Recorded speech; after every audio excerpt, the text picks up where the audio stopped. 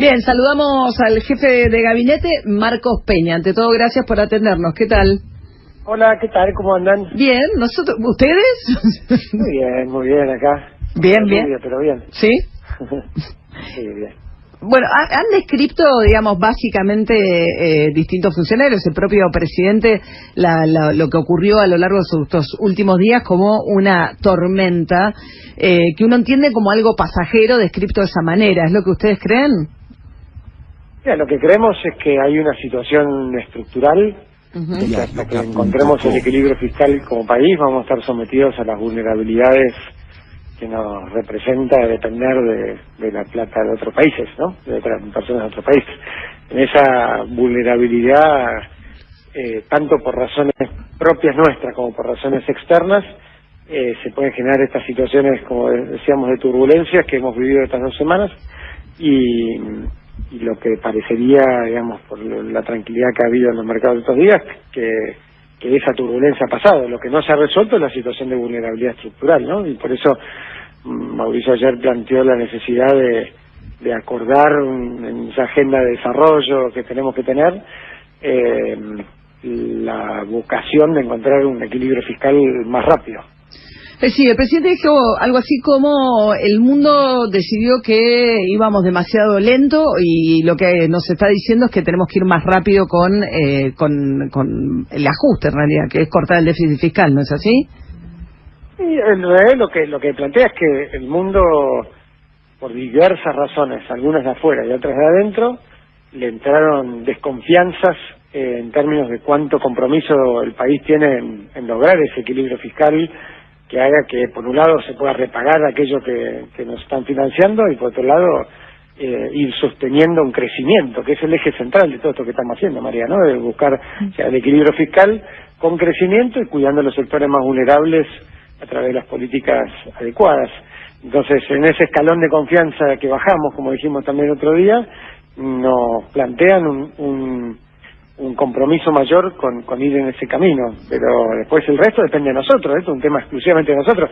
Si nosotros no tuviéramos déficit fiscal, no tendría, el mundo no opinaría, digamos, en todo caso opinaría a través de las inversiones y de otras cuestiones que también están ocurriendo. Ahora, el presidente habló del mundo y Sturzenegger fue más específico y dijo el mercado, ¿no? Y si uno piensa también en lo que pasó en estos últimos días, hubo también quienes se beneficiaron de esta situación, ¿no? Gente que en ese salto cambiario tan brusco hizo mucho dinero. Y ahí la pregunta tiene que ver con que incluso, bueno, hay quienes dicen que Ernesto Sanz ayer vuelto a la mesa política a Olivos, una de las cosas que planteó es investigar quiénes estuvieron detrás. Lidita Carrió también habló de una corrida y de buscar a los responsables. ¿Ustedes no creen que haya habido más? Porque el planteo que hacen ustedes es más del orden de teníamos una cuestión estructural y entonces vino al mercado a marcarnos una corrección como algo sin responsabilidades de quienes hayan podido lucrar. No, a ver, la principal responsabilidad de que estemos en déficit y dependamos de endeudamiento externo es de los argentinos. En un contexto, esto lo hemos hablado mucho estos 2 años y medio, cuando vos tenés esa dependencia, tenés las defensas más bajas para que pueden aparecer especuladores o pueden aparecer gente que se aprovecha de esa situación tuya. El tema es investigar en todo caso si alguno tiene alguna cuestión que choque con la ley, si ha hecho algún delito, bueno, en todo caso estarán los ámbitos correspondientes para eso. Pero nuestro foco hoy está puesto en tratar de ser muy claro con los argentinos, de entender que esto depende de nosotros, ¿no? Que no hay ninguna lógica, a nuestro entender, por encima de ese empoderamiento que tenemos que hacer los argentinos de resolver nuestros problemas, que hemos avanzado muchísimo en estos 2 años y medio, porque estamos creciendo, porque estamos logrando la confianza, la inversión, un montón de cosas que hace 2 años parecían muy difíciles, pero tenemos que seguir haciendo esa tarea, entendiendo igual que tanto en la angustia que se genera o el miedo que se genera en esos momentos de inestabilidad, como también el enorme esfuerzo que están haciendo muchísimos argentinos hace ya un tiempo para ir recomponiendo un sistema que diga la verdad y que haga que las cosas funcionen. Pero, digamos, justamente esta idea de decir, bueno, la Argentina tiene esta vulnerabilidad, hay economistas que plantean que como que se fue de un Estado demasiado regulador a un Estado que no regula nada. Y cuando quiere decir no regula nada es no pone ningún tipo de restricción al ingreso y la salida de los capitales, con lo cual cuando pasa algo así los movimientos son muy abruptos. Ustedes le quitaron la obligación, por ejemplo, a las exportadoras de liquidar las divisas dentro del país. Hay un cronograma progresivo de rebajas de retenciones, con lo cual las exportadoras sobre todo prefieren esperar que el dólar suba más y tener menos impuestos, y esto en un marco donde no hay ningún tipo de presencia del Estado que regule un bien escaso para los argentinos como es el dólar. Incluso Melconian planteó por qué se fueron tantos dólares para el turismo, privilegiando la situación por ahí de los sectores medios y altos, y que no debió haber un dólar barato para todos.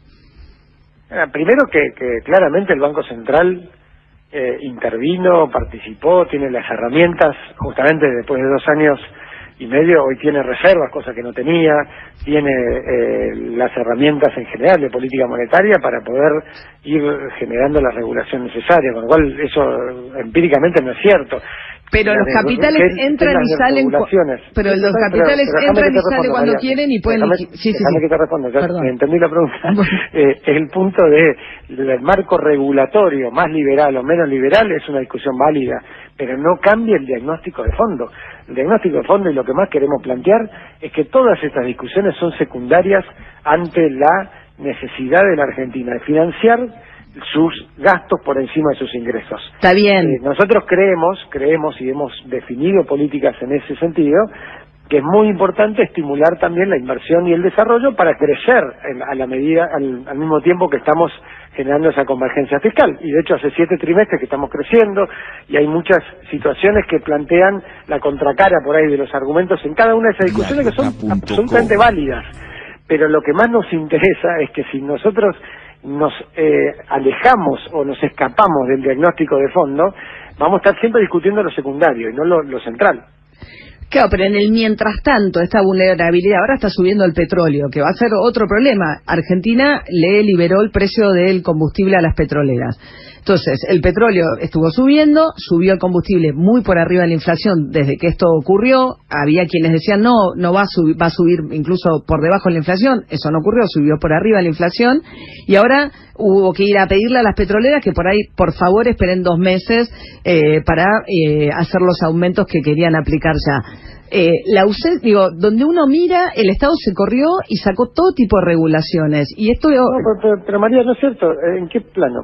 El petróleo vale lo que vale, ¿no? Somos un país importador producto de que se fue perdiendo nuestra capacidad productiva en petróleo y en gas, ¿no? Somos un país importador, con lo cual hay una ficción que a veces ocurre, que es plantear que uno puede tapar el sol con las manos y decir, bueno, entonces yo digo que no suba, por más que es cada vez más caro.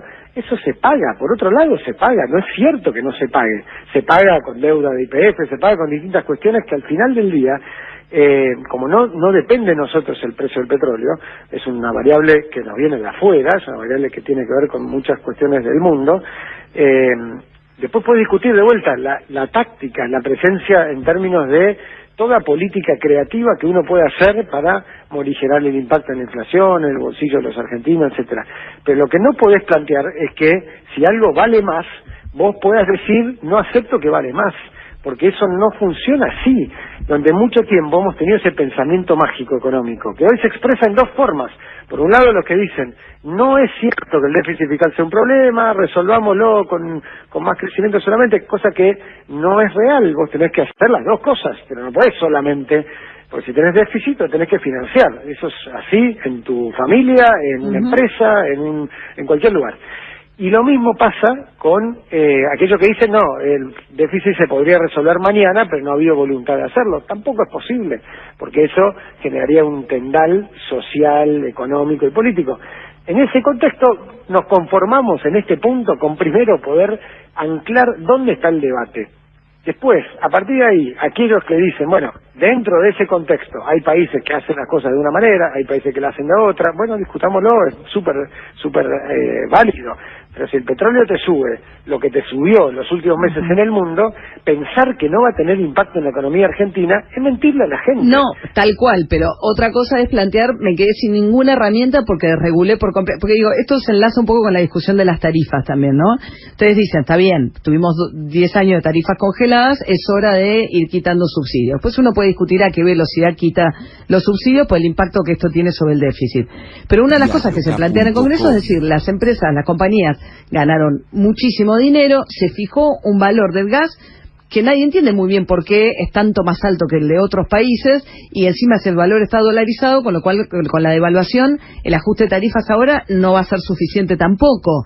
Entonces, pero ahí creo que el que no entiende, el que no quiere entender, María, ha sido súper transparente, ha habido audiencias públicas, ha habido información como nunca sobre la mesa de transparente en términos de cuál es el problema. La Argentina, de vuelta, producto de malas políticas y de mentirle a la gente, nos quedamos atrás en nuestra capacidad productora de gas. Cosa que se está revirtiendo, porque hoy Vaca Muerta está creciendo muy fuertemente en su capacidad de producir gas. En tiempo adelante ya estaremos de vuelta siendo un país exportador, y lo cual va a bajar el precio. Pero mientras tanto, nosotros importamos una parte de nuestro gas. Y esa importación es lo que marca el precio, porque es lo que nos termina marcando lo que tenemos que pagar, ¿no? No es un tema de vuelta de capricho. Pero ahí el fallo de la Corte le dijo a Aranguren que no entiende de dónde saca ese número, que no está claro cómo el fallo de la Corte.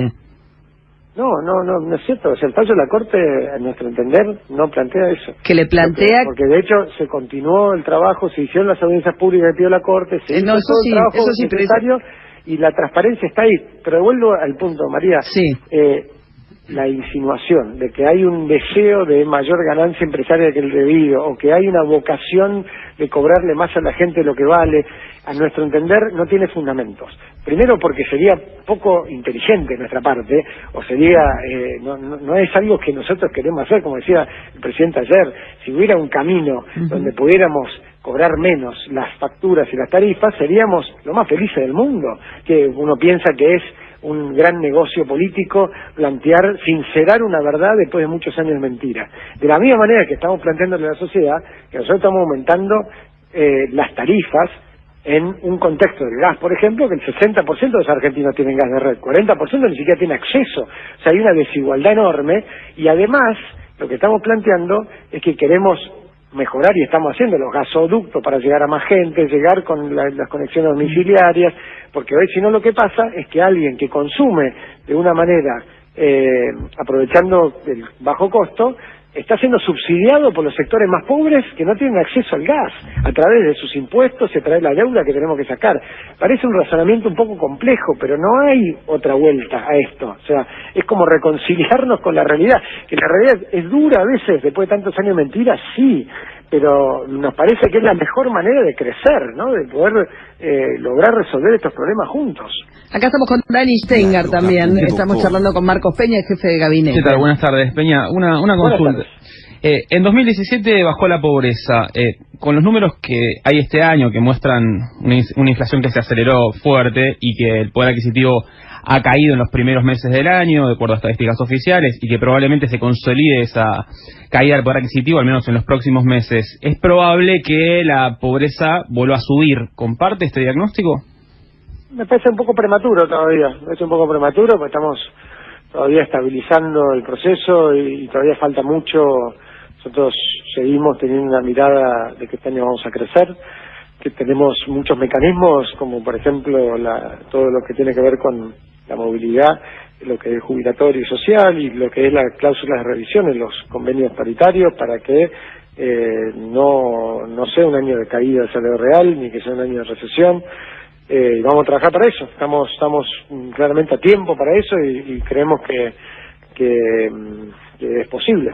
Cayó 4% igual el salario real desde septiembre hasta para acá, digamos, o sea que... No tengo la misma cifra que eso, no, la verdad que no, pero a ver, igual, en cualquier caso, nuestro compromiso es de seguir trabajando para bajar la inflación, para seguir bajando la pobreza y para que te des la tranquilidad de eso. O sea, el presidente pidió ser evaluado al final de su mandato por lo que pase con esa cifra. O sea, no hay mayor prioridad para nosotros que esa cuestión del combate a la pobreza. Ahora, ¿cómo cambia el escenario con la llegada del Fondo Monetario, no? Porque ustedes dicen, bueno, el diagnóstico es nuestro, dijo el presidente, ¿no?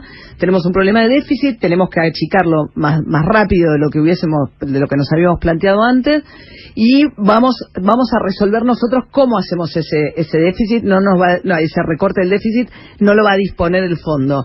¿Cuáles son los lugares que ustedes identifican, o las medidas que ustedes identifican que se pueden tomar para bajar el déficit?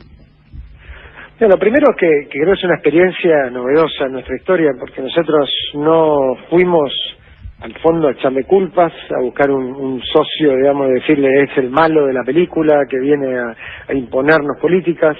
Las políticas que venimos llevando adelante, que son apoyadas hoy por la gran mayoría de los países del mundo, son las políticas posibles y las deseables para crecer y para salir adelante, y eso el fondo ha sido muy claro en eso.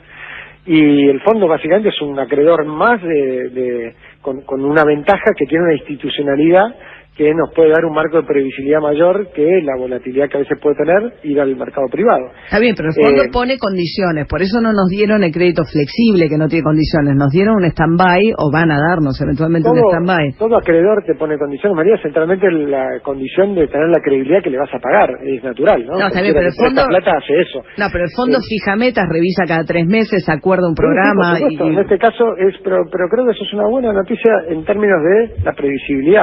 La discusión de los mercados, la volatilidad que estamos buscando reducir con esta ida preventiva al fondo para evitar una gran crisis, justamente tiene que ver con reducir esa volatilidad, con que no sea una cuestión subjetiva, que yo te diga, mirá, en Wall Street están un poco nerviosos, creen que hay que hacer tal cosa. No, acá negociamos un acuerdo que nos permita tener un camino que nosotros proponemos y que ellos acepten del sendero fiscal y del camino para lograr ese camino. Y creo que las declaraciones de hoy del fondo han sido muy importantes en ese sentido, porque consolidan lo que veníamos diciendo, que estamos en una etapa nueva, distinta del fondo de otros momentos de la historia argentina, como también estamos en una etapa distinta en cuanto a la actitud de un gobierno frente al Fondo Monetario y frente a esa conversación.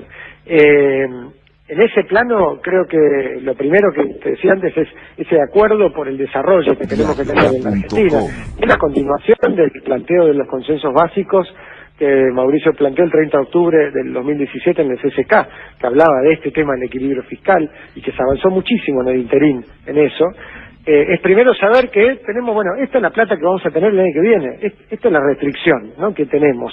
Todo el resto nos sentamos en la discusión y vemos cuáles son los criterios, las cosas que no podemos tocar, y de las cosas que podemos tocar, cómo se puede consensuar entre las distintas partes. ¿Y qué es lo que no se puede tocar? Tanto los gobernadores como el Congreso. ¿Qué es lo que no se puede tocar? Me parece que centralmente hay un eje central que tiene que ver con la protección social, ¿no? Esto que hablamos antes, el camino hacia el equilibrio fiscal tiene que ir en nuestro sentido con crecimiento y desarrollo y al mismo tiempo con protección de los sectores más vulnerables.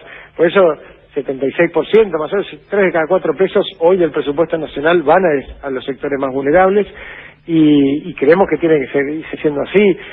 Lo que tengamos que discutir responsabilidades, qué hace la nación, qué hacen las provincias, qué hacen los municipios, cómo a partir de todo el avance que se ha hecho en federalismo fiscal, que permite que el año que viene todas las provincias van a estar prácticamente en superávit, cómo volvemos a un esquema más ordenado donde el Estado federal hace lo que dice la Constitución, el Estado provincial... Está bien, pero cuando uno los escuchaba, los economistas, digamos, más pro recorte, y uno hablaba con funcionarios del Gobierno Nacional, el argumento siempre es muy difícil recortar cuando está el 76% del presupuesto nacional comprometido en, cuando ustedes llaman gastos sociales, asignación universal por hijo, las jubilaciones, ¿no?, los salarios que paga el Estado, etcétera. Entonces, si ese 76% ya está comprometido, ¿cómo ajustan?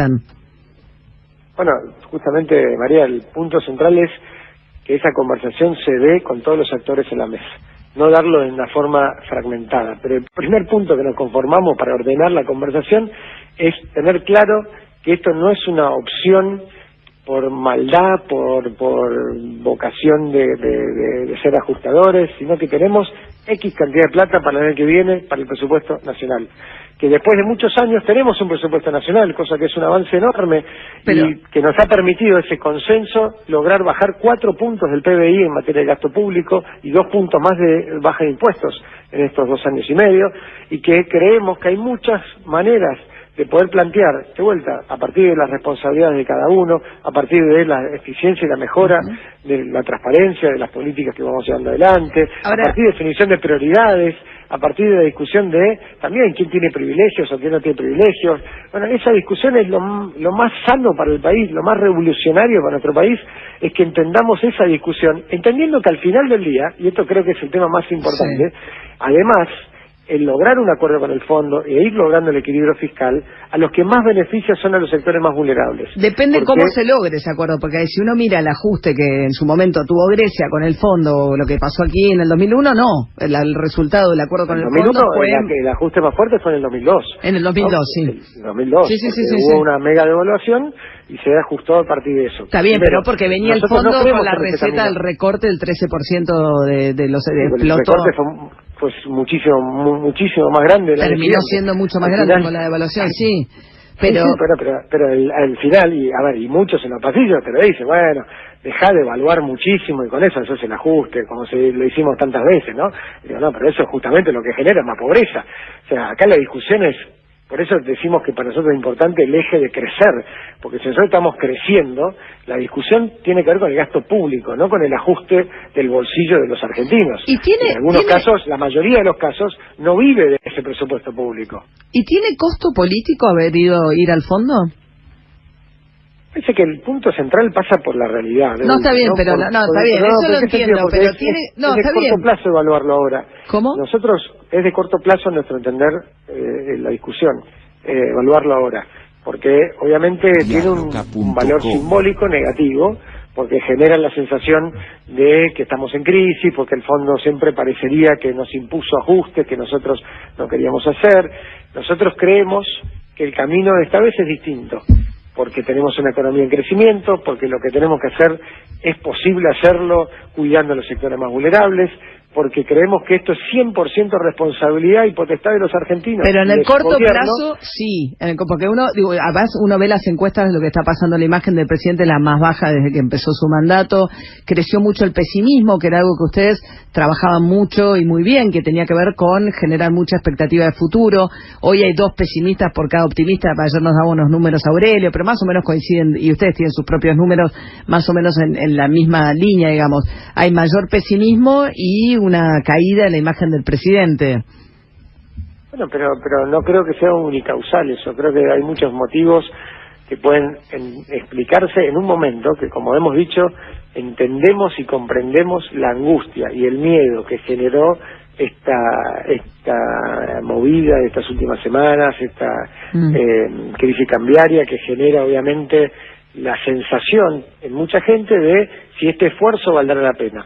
Por eso para nosotros es muy importante transmitir la convicción de que estamos por el camino correcto. Ahora, y de que el resultado va a demostrar, déjame terminar solamente la idea, que el resultado va a demostrar que este es el camino que nos lleva al desarrollo y al crecimiento que estuvo postergado tantas veces, que no hay soluciones mágicas, pero que hay soluciones posibles y que estamos seguros, por eso digo que es muy de corto plazo evaluarlo hoy, en la víspera de una situación delicada como vivimos y que generó mucho miedo, porque estamos convencidos, digamos más allá, y estamos convencidos, que al igual que dijimos que íbamos a crecer, y estamos creciendo hace 7 trimestres, que vamos a seguir creciendo. Y pero que ahí estamos como vamos en el a mirar juego de la atrás boca, este momento, ¿no? Y vamos a ver que había muchos miedos que no se fundamentaron después en la realidad. Pero ahí estamos como en el juego de la boca, retrocedimos unos casilleros de donde veníamos. En una parte sí, en otra parte no, María. Por eso yo creo que es un momento que cuando discutíamos si este es el peor momento, no, nosotros no creemos que este sea el peor momento. Hoy mismo se adjudicaron, se presentaron las ofertas de los 6 corredores viales de los PPP, de los PPP, con ofertas 33% por debajo del precio planteado, y eso son inversiones de largo plazo, son desarrollo, es trabajo, eso está ocurriendo ahora. Claro, está ocurriendo ahora el crecimiento de muchísimas variables también que ocurren al mismo tiempo que ocurren otras cuestiones que generan esa sensación de restricción o las dudas si va a ocurrir.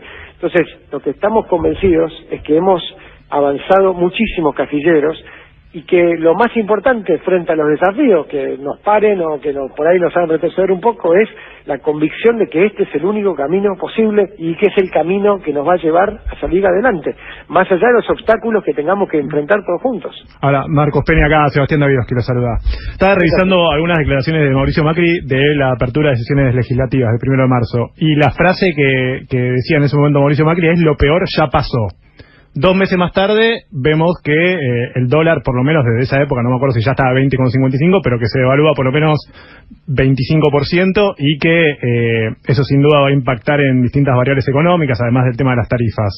¿Ustedes siguen creyendo que lo peor ya pasó, o es lo peor ya pasó, por ahí hay que repetirlo de vuelta dentro de algunos meses? No tenemos duda que si uno mira el 2016, una economía que se contrajo 2.7, un salario real que se cayó muchísimo, un país que no tenía reservas, un país que estaba en default, un país que no creció hace 4 años, un país sin infraestructura, con un estado devastado por la desorganización y en muchos casos por la corrupción, un país aislado del mundo. Cuando mirás esa foto desde ese lugar, nosotros no tenemos duda que estamos mucho mejor que en ese momento, y ese es el sentido del planteo de lo que ya pasó. Ni hablar de otra cuestión que parecería que no son temas, ya nos hemos vuelto a olvidar a veces, de los desarrollos en calidad institucional, los desarrollos en materia de transparencia, en materia de diálogo y capacidad de acuerdos, en materia de protección social, la mejora en cuanto al vínculo con el mundo, el acceso a nuevos mercados, muchísimas discusiones donde sentimos que hemos avanzado muchísimo, lo cual no quita, y siempre lo hemos dicho, que todavía nos falta un montón, y que no descuidamos porque seguimos estando cerca, seguimos recorriendo, y entendemos la frustración, a veces la bronca, las ganas de que las cosas pasen más rápido en el día a día de mucha gente que nos está oyendo y dice: está bien, pero a mí todavía no me llegó, todavía yo siento que falta un montón porque por ahí me roban o por ahí no me alcanza, y lo entendemos. Ahora, siempre hemos sido transparentes con el camino, transparentes de dar la cara y contestar y explicar en cada una de las situaciones, y marcar un rumbo que creemos que es el posible y el deseable, y que además que es el único que tenemos. Tenemos 2 preguntas y lo dejamos ir, Así Marcos Peña no se asusta. Dani. Hoy ya muchos analistas económicos y consultores prevén que la inflación tendrá un piso del 25%, y muchos ya hablan incluso hasta 30%. El otro día Santangelo, socio de Melconian, hablaba de una inflación que para este año tranquilamente podría superar el 30%. Si la inflación de 2018 superara a la de 2017, que fue de 24,8%, ¿ustedes lo considerarían un fracaso? Me parece que, tomando lo que dijo el presidente ayer, una de las enseñanzas que tenemos que tomar es el tema de reducir a veces la presión que ponemos a las metas cuantitativas y los tiempos. Probablemente haya sido uno de los errores que cometimos en los primeros 2 años y medio, en términos de, en algunos casos, poner metas muy ambiciosas que se cumplieron, y en otros casos metas muy ambiciosas que por distintas razones se demoraron. ¿No? En ningún caso sentimos que haya metas que estemos yendo en la dirección en contrario, sino que a veces han tardado más de lo que creíamos. Y en eso, para esta nueva etapa, vamos a ser muy respetuosos de que las metas, la velocidad y el combate a la inflación esté concentrado en el Banco Central, que es la entidad que está a cargo de esa cuestión, y que sea el Banco Central el que en todo caso ponga esa meta. Eso fue como admitir un poquito que lo más importante para hablar de lo económico es la importancia de seguir avanzando en un proceso de crecimiento, y de inversión y desarrollo, que es más amplio, que incluye el tema de la inflación, pero no es el único tema. Ahí hubo una pequeña admisión de que se habían metido con la autonomía del central, ¿puede ser? No, creo que el punto es que es bueno en esta etapa aumentar la institucionalidad de la independencia del central, que nosotros siempre respetamos y siempre lo creímos así, pero probablemente en la comunicación a la sociedad eso se mezclara. Entonces, la realidad es que en el diseño institucional que estamos planteando, tenemos que tener una voz única en materia de inflación. Es el Banco Central, que para eso tiene las herramientas y tiene el equipo técnico idóneo para desarrollar esa política. Y esto ya sí, en la última, en el medio indultaron a Emilio Monzó, a Ernesto Sanz, volvieron todos a la mesa, se amplió la mesa chica, hay más sillas. La verdad que la convocatoria está abierta más que nunca, María, a todos, tanto Emilio como Ernesto, por distintas razones.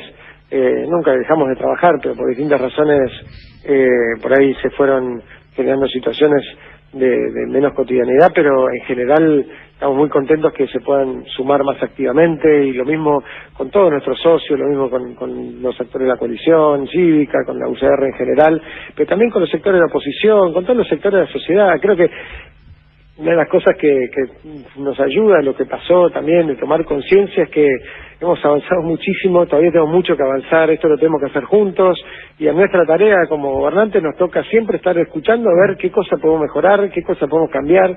No venimos acá a tener razón, no venimos a quedarnos para toda la vida, venimos a hacer las cosas bien. Creemos que algunas cosas se están haciendo bien, otras hay que corregir, estamos siempre atentos a escuchar eso. Y creo que más participación política de todos los actores, del oficialismo y de la oposición, insisto, en esto, nos va a ayudar a hacer una mejor política. De esto se trata. Muchísimas gracias, Muchas gracias a ustedes, que tengan Hasta luego. Era Marcos Peña, el jefe de gabinete. Larga entrevista, pero valía la pena, ¿no? Una voz tan importante y tan central en la dinámica del gobierno después de estos días, con un optimismo inquebrantable, ¿no? Que es como uno de los de las marcas. Es una de las marcas de Marcos Peña. Yo me quedo con una cosa más. Claramente, bueno, esto ya lo hemos dicho y lo dijo el presidente y lo ratifica Marcos Peña. La madre de todas las batallas es el déficit fiscal para el gobierno. No es el déficit de cuenta corriente, que es el déficit externo. Lo ven como algo secundario. De hecho, este gobierno lo ha minimizado, el déficit de cuenta corriente, el que surge, por ejemplo, del déficit comercial, entre otras cosas.